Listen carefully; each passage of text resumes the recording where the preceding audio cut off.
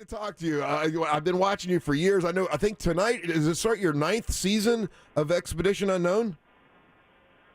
I don't know if that's possible, but I think it might be true. Yeah, we are back tonight with a new season of Expedition Unknown on Discovery, and it's going to be, and it really is, I think, our best season yet. We're going to be taking viewers all over the world on incredible adventures, looking into awesome mysteries.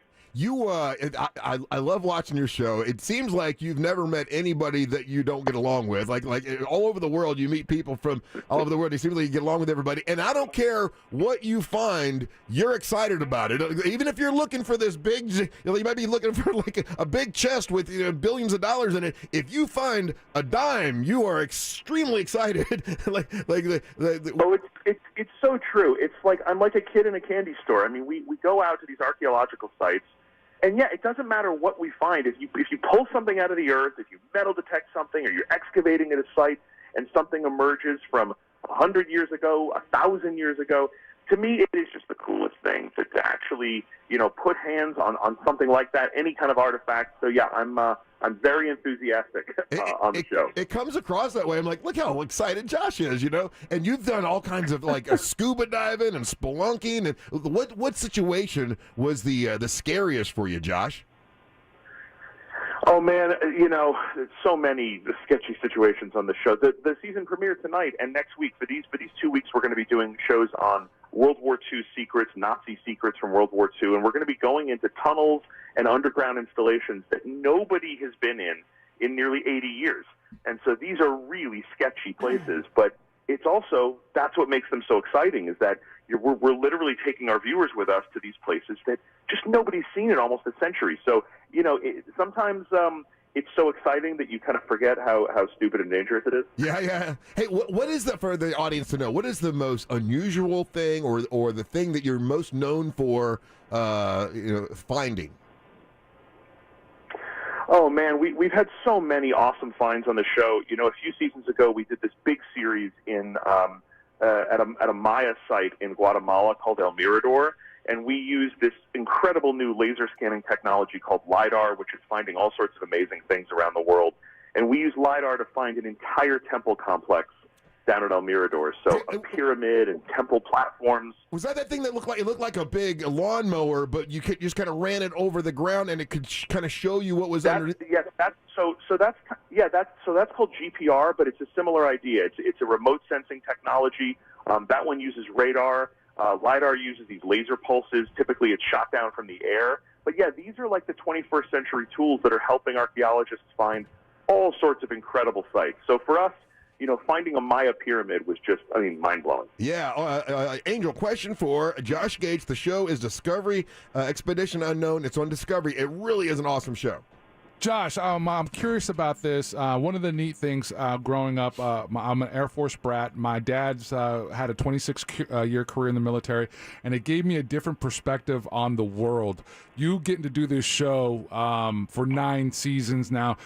Does the world, just the Earth, does the world seem bigger or smaller because of the way that you get to travel and see it and access it?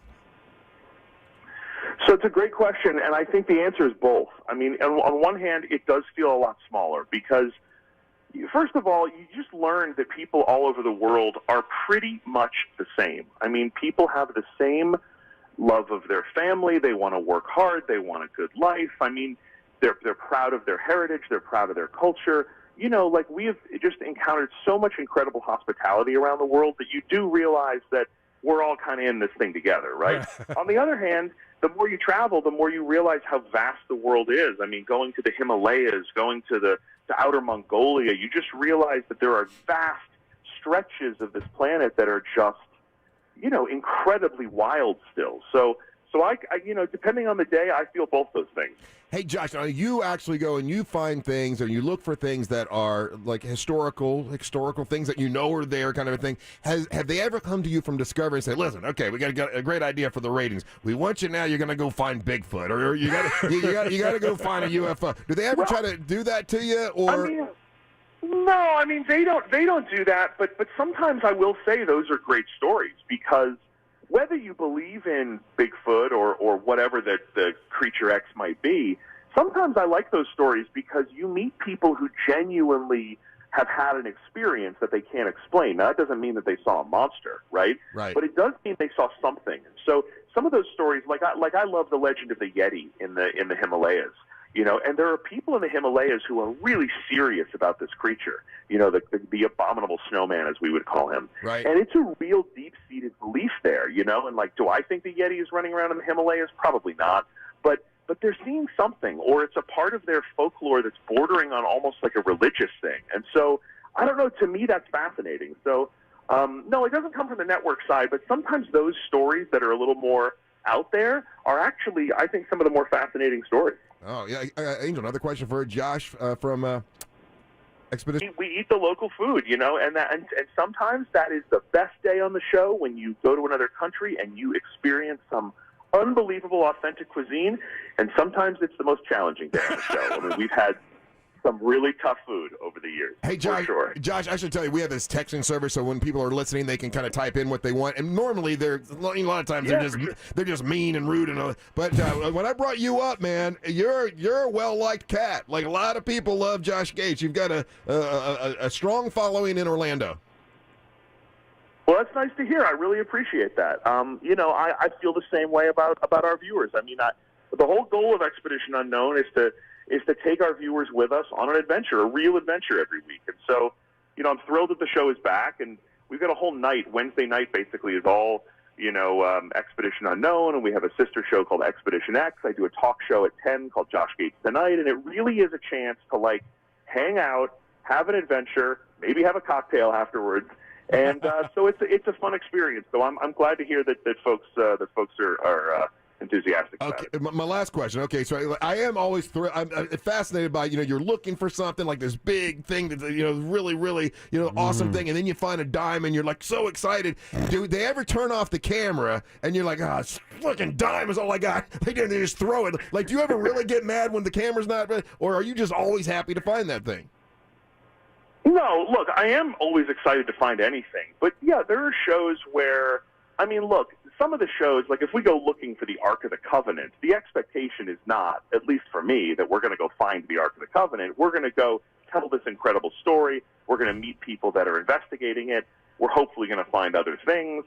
And almost always we do, Yeah. Yeah, there are episodes where you kind of go, man, the weather just didn't cooperate, or we just didn't find what we hoped for, or we're getting our butt kicked by this jungle. Sure, there are really tough days, but that's also exploration, Right. That's the story of exploration. My goal is, at the end of the hour, that people feel like they went somewhere, they got out of their kind of comfort zone, they had an adventure. Hopefully we found some cool stuff, but, really for me it's about taking people to a new story and to a new place. So, no, yes, there are definitely days where you feel like, the universe is against you. But no, for the most part, we kind of make sure that we're going to places that have, really cool people doing really interesting work. And so once you have that, you're going to run into something interesting. Quickly, I mean, we had a lot of time there, Ryan. Go ahead. Josh, let me ask you this. I noticed in your bio it says you're originally from Massachusetts, and I can't help but notice you, A, don't have an accent, and B, my whole family's from Worcester and Boston, and they're the most cynical people in the world. What happened to the accent, and how are you able to do this? First of all, your family's from Worcester, not Worcester. They're from Worcester, Mass. Yes, you got corrected. My father has the accent. I don't have it. My mother's British, and my dad has the accent, and I got neither. They kind of canceled each other out. But yes, people from Massachusetts, people from the East Coast in general, New York, Boston, they definitely have a kind of cynical, sarcastic attitude.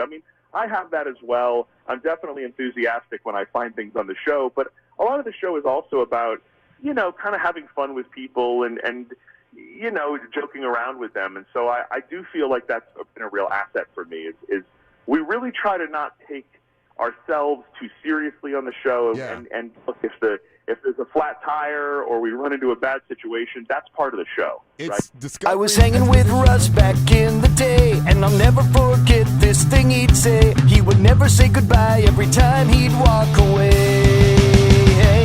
He'd say, "Swirls, it's like see you later."